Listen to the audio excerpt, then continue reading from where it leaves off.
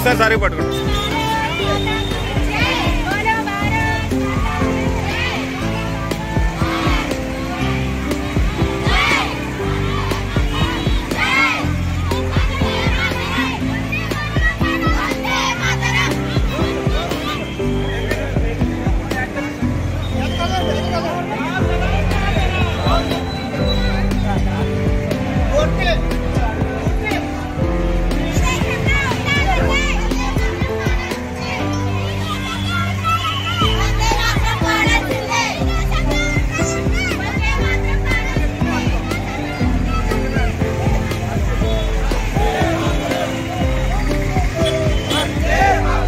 అందరికీ నమస్తే.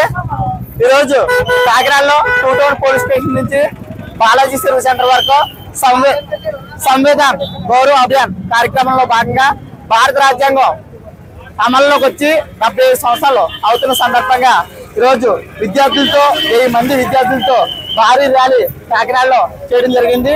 ఈ ర్యాలీలో ప్రతి ఒక్క ప్రజలు అలాగే విద్యార్థులు అన్ని కాలేజీ విద్యార్థులు కూడా పాల్గొని భారతీయ జనతా యువమోర్చా ఆధ్వర్యంలో ఈ కార్యక్రమం జరుగుతుంది. జై హింద్, జై భారత్, జై జై భారత్, జై జై భారత్.